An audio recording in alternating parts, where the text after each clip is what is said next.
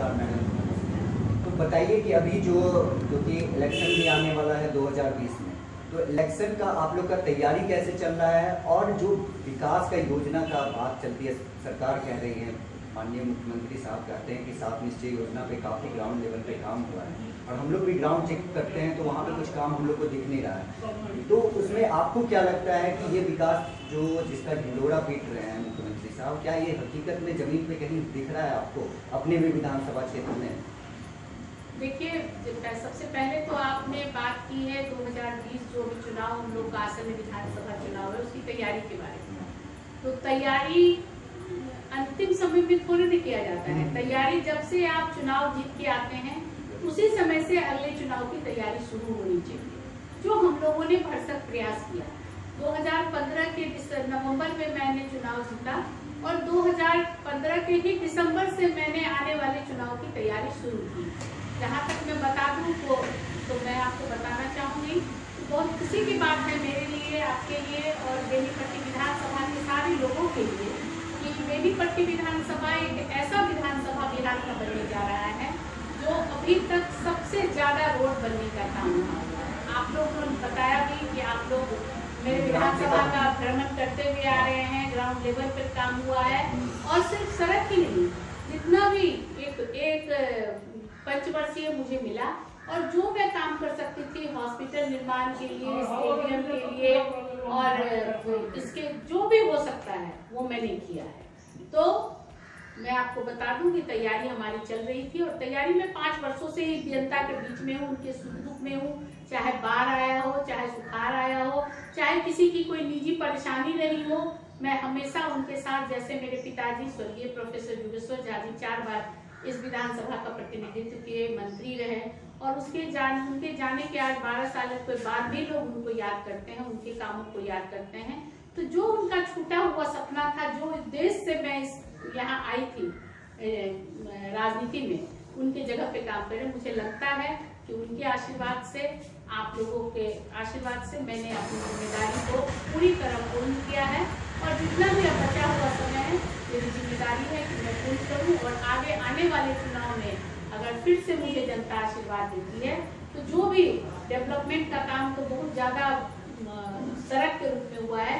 किसी भी जगह का विकास तभी होता है जब तक वहाँ सड़क होता है।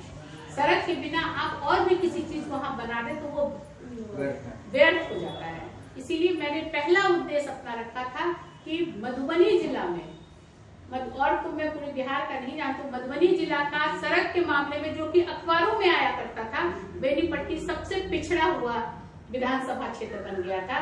मेरे पिताजी का ही जो कराया हुआ काम था उसके बाद यहाँ सड़क पे काम नहीं हुआ था। और तो मैं विधायक बनने के बाद मैंने अगर रुख किया किसी एक ऑफिस का तो ग्रामीण कार्य विभाग का, और मैं धन्यवाद देती हूँ ग्रामीण कार्य विकास मंत्री और इस कार्य के काम में मदद करने के लिए मुख्यमंत्री को कि उन्होंने मेरा मदद किया और जो मेरी मनोबल थी उसको गिरने नहीं दिया। और बेनीपट्टी विधानसभा आज आपके सामने सड़क के मुख्य रूप को लेकर खड़ा है। आने वाले समय में मुझे फिर से मौका मिला तो आगे मैंने बहुत कुछ सोच के रखा है, जैसे महिला कॉलेज नहीं है और भी बहुत तरह का है, उससे मैं पूरा करने का काम करूँगी। जैसा कि आप बताया कि आपने तो आपका विधायक फंड से जो आप काम कराए वो, लेकिन जो मुख्यमंत्री साहब का 7 निश्चय योजना है उस योजना पे आपको क्या लगता है उसी योजना पे सही विकास का काम हुआ है? क्योंकि एग्जैक्ट तो वही योजना मुख्यमंत्री जी का 7 निश्चय योजना बिल्कुल फेल्योर योजना है। अगर मुख्यमंत्री जी को इसकी जानकारी, मैं नहीं मानती कि जानकारी नहीं है। जिस तरह से मैंने मुख्यमंत्री जी को कहा था जब शराबबंदी शुरू में हुआ था, मैंने उन्हें बधाई दिया था आधी आबादी की ओर से, लेकिन जब शराबबंदी पूरी तरह से विफल हो गया तो मैंने उनसे ये भी बात कही थी सबके सामने में कि मुख्यमंत्री जी आपका ये कार्यक्रम बिल्कुल विफल हो गया है। पहले लोग शराब के लिए दुकानों पे जाते थे और अब शराब की होम डिलीवरी घरों में होती है दुकान से। तो मुख्यमंत्री जी को ऐसा नहीं है कि मालूम नहीं होता है। अगर घर का मुखिया अपने घर के बारे में पूरी जानकारी नहीं रहता है तो मुखिया विफल कर रहा है। तो जो 7 निश्चय योजना मुख्यमंत्री जी ने चलाया था उनको विश्वास रहा होगा कि ये काम अच्छे से होगा, लेकिन इसमें लूट खसोट के अलावा और कहीं भी कुछ देखने को नहीं मिला है। हाँ, कुछ जनप्रतिनिधि ऐसे हैं जो ईमानदारी पूर्वक कर रहे हैं, लेकिन कितना ईमानदारी पूर्वक ऊपर से नीचे तक के लोग उनको करने देते हैं मैं नहीं जानती हूँ। लेकिन मैं गांव में जब घूमती हूँ और लोगों का जो आता है, तो 7 निश्चय योजना हो, गली नली योजना हो, चाहे अभी आपका जो है हर घर जल नल योजना है, उसमें तो मैंने यही देखा है कि रोड को बिगाड़ने के अलावा नल जल योजना में कुछ नहीं हुआ है। जहाँ पे अच्छी भली रोड थी, तोड़ तार के बराबर का, पानी कहीं आता नहीं है। तो ये सब योजनाएं मुख्यमंत्री जी को संज्ञान में लेनी चाहिए और इस पर अविलंब बिहार सरकार को जांच बैठाना चाहिए कि ये सब बिहार सरकार को डुबाने वाली योजनाएं हैं। जो मुख्यमंत्री जी अपने संज्ञान में लेंगे तब पता चलेगा कि उन्होंने इस सब योजना को करके अपने पैर पे ही कुल्हाड़ी मारी। तो मैडम, जैसे कि आप बता रहे हैं कि ये योजना सरकार दी, सरकार का योजना जब ग्राउंड लेवल पे आया तो वो जो करप्शन का मामला चालू हुआ वो कहाँ से चालू हो गया? क्योंकि हम लोग जब एक जनप्रतिनिधि से पूछते हैं तो बोलते हैं कि भैया हम तो इसमें कुछ नहीं कर सकते, अगर हम सही से काम करेंगे तो जब तक हम एक पदाधिकारी को पैसा नहीं देंगे तो मेरा काम होगा नहीं, हमारा फंड पास नहीं होगा, काम होने नहीं देंगे। तो इस तरह का बात है। अगर पदाधिकारी से पूछा जाए तो वो तो बताएंगे नहीं कि हम करप्ट हैं। तो इसमें क्या लगता है कि अब 100% पदाधिकारी का करप्शन ऊपर से नीचे तक होता है। एक आदमी को इस श्रृंखला में हम नहीं कहेंगे, करप्शन ऊपर से नीचे तक होता है। इंदिरा आवास की बात करें, जब हम लोग गांव में घूमते हैं तो बहुत, और जो जिस जनप्रतिनिधि को जनता सबके बीच में अपने बीच में पाता है तो सब शिकायत उसी से करता है। बल्कि सबका सेक्शन बटा हुआ है। जनप्रतिनिधि के रूप में वार्ड सदस्य भी आते हैं, प्रमुख भी आते हैं, मुखिया भी आते हैं, सरपंच भी आते हैं, विधायक हैं, एमपी हैं। तो जो उनकी बात को नहीं सुनता है, उनके अगल बगल रहने वाला उसके पास व्यर्थ है। मैं हमेशा जाती हूँ तो लोगों से पता चलता है कि हर चीज में धांधली है, हर काम के लिए पैसा मांगा जा रहा है। तो धांधली और करप्शन जो कहते हैं वो एक जगह की रुकी हुई चीज नहीं होती है, उसका लिंक ऊपर से लेकर नीचे तक होता है। अब सरकार को चाहिए देखना कि कहां से किस चीज का लिंक जुड़ा होता है। इसके तब में मैं नहीं जा सकती हूँ, आप ही लोग जाकर पता कर सकते हैं। नहीं, जैसा कि एक बार मांझी साहब ने भी कहा था कि मुख्यमंत्री के तक पैसा पहुंचता है वो करप्शन का, जो खुद ही अपने मुख्यमंत्री कार्यकाल में वो ऐसा स्टेटमेंट दे चुके हैं। लेकिन अब क्योंकि आप कांग्रेस पार्टी को रिफ्लेक्ट करते हैं, तो अभी जो भाजपा सरकार 10 साल, अब तो मतलब कि 5 साल उनका बीत गया और फिर 5 साल आ गया। तो पहले था कि कांग्रेस पे लोग ऑब्जेक्शन लगाते थे कि ठीक है उनके काल में नहीं विकास हुआ, ये हुआ वो हुआ। आज भाजपा सरकार में भी अगर सेंट्रल की बात की, क्योंकि सेंट्रल में वो बैठे हुए हैं, भाजपा सरकार में क्या लगता है कि बहुत ज्यादा विकास हो रहा है या फिर एक ढोंग टाइप का रचा हुआ है? पूरा जो माहौल बना हुआ है वो एक ढोंगी का माहौल बना हुआ है। आपको कैसा लग रहा है? ये तो आप देखिए ना, हम लोग तो देख रहे हैं मैडम, लेकिन हम चाहते हैं कि आप बताइए। गाँव घूम रहे हैं, भाजपा सरकार आज 6 साल से ऊपर हो गया।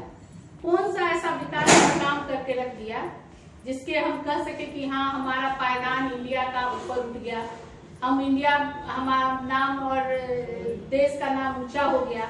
अर्थव्यवस्था की बात ले, चाहे विकास की बात को ले, तो खाली अब विकास का नाम एक मजाक बन के रह गया है। हमको तो लगता है कि लोगों जिसका नाम विकास होगा उनको लग रहा होगा कि हम अपना नाम को चेंज कर लें, क्योंकि लोग उनका मजाक बनाने लगे हैं। तो भाजपा सरकार को छोड़ दीजिए कि उन्होंने क्या किया नहीं किया, किस तरह से लोगों का दोहन किया और आज भी कर रहे हैं। तो काम की बात को छोड़ दीजिए। भाजपा सरकार यहाँ पर भी है, आप देखिए कि क्या होता है। जनता की अदालत में सामने में है और आने वाले समय में जनता बताएगी उनको कि क्या किए। आज जो बाहर से आए हुए प्रवासी लोग हैं, आप देख लीजिए किस तरह की भूखमरी की हालत से गुजर रही है। उन्हें कहा गया था कि मनरेगा के तहत जो है उनको रोजगार मिलेगा। कितने लोगों को रोजगार मिल रहा है? अब 5 किलो चावल, अब 5 किलो गेहूं से किसी का पेट नहीं भर रहा है। ये तो बेवकूफ बनाने वाली बात होती है कि आप कर रहे हैं, ये कर रहे हैं, वो कर रहे हैं, और उसके बाद जो है आपके पास कहने को देने को कुछ भी नहीं है। आप ऐसा कुछ भी नहीं कर पा रहे हैं जो बाहर से आए हुए प्रवासी मजदूर भाइयों की हिफाजत के लिए कर सके, उनको घर के खर्चे पानी की, रोजगार की व्यवस्था कर सके। कहाँ है आपका? जमीन पे काम ही नहीं हो रहा है। खाली आपको ट्विटर पे आ जाने से और फेसबुक पे आ जाने से, इंस्टाग्राम पे आ जाने से वो काम मूर्त रूप नहीं ले रहा है। हम लोग यहाँ बैठे हुए हैं लगातार और हम लोग देख रहे हैं कि किस तरह की परेशानियों से जो प्रवासी लोग आए हैं वो झेल रहे हैं, भूखमरी की अवस्था में वो लोग हैं। तो मैं आप लोगों के भी माध्यम से सरकार से निवेदन करना चाहूंगी कि उन लोगों पे ध्यान दिया जाए और उन लोगों को की रोजगार की व्यवस्था को उपलब्ध कराया जाए। बात प्रवासी मजदूर की हो रही है, तो प्रवासी मजदूर जो बिहार के लिए पलायन किए बाहर से, उसमें बहुत सारे लोग रोड पे भी बहुत सारे मर गए, आते आते पैदल आना पड़ा। उस समय तो बहुत ज़्यादा भयावह रूप ले लिया था, पूरे वर्ल्ड में इस बात का चर्चा होने लगा, तब जाके लॉकडाउन खत्म हुआ। लेकिन जो प्रवासी मजदूर आए, बिहार वापस आए, तो यहाँ पर जो है रोजगार के रूप में जो है, क्योंकि जो सरकार पहले थी वो भी कुछ काम ढंग से कर नहीं पाए। जो राजद के जो आपके साथ गठबंधन में 15 साल उनका भी कोई ठीक ठाक नहीं रहा, क्योंकि बहुत सारा जो फैक्ट्री वगैरह बंद हो गया था। और नीतीश सरकार भी जो आए वो भी यही ढिंडोरा पीटते हुए आए कि हम अपना उद्योग लगाएंगे, उद्योग यहाँ पर होगा, रोजगार से क्रिएट करेंगे। वो रोजगार कहीं दिख नहीं रहा है। तो क्या अब आपको लगता है कि आने वाला इलेक्शन जो है उसमें अगर आपकी सरकार आती है या आपकी गठबंधन की सरकार आती है, तो क्या आप लोग उस पे उद्योग पे ध्यान देंगे? इस बात पे कुछ बताइए। देखिए, आप किसी को भय दिखा के, डर दिखा के कितने दिनों तक राजपाट करेंगे? आप किसी को किसी का कल बता के कि उन्होंने ऐसा किया और आपने क्या किया इसका जवाब किसी ने क्या किया उसको सामने में नहीं लीजिए। जिसने जो जैसा किया उसको जनता ने वैसा जवाब दिया। अब आप भी अगर कुछ नहीं कर रहे हैं, इन 15 सालों में लोगों को खाली ठगने का काम किया है रोजगार के नाम पे, तो फिर आपको भी जनता वैसा ही जवाब देगी। तो इसीलिए आप अपने कार्यों को दर्शाइए कि आप क्या कर रहे हैं, आपकी सरकार क्या कर रही है। आपने बंद पड़े हुए रोजगार को क्यों नहीं चालू कराया? अगर आपकी सरकार में इस तरह की कुव्वत थी और हिम्मत थी तो आप कम से कम नए रोजगार को भी नहीं स्थापित किए, तो पुराने रोजगार जो बंद हो गया था किसी कारणवश पहले से, उसको तो रोजगार स्थापित करके अपने भाइयों को यहाँ रोजगार देते। और मैं जानती हूँ कि हमारी सरकार अगर आई तो कांग्रेस की सरकार यहाँ आई, बनी।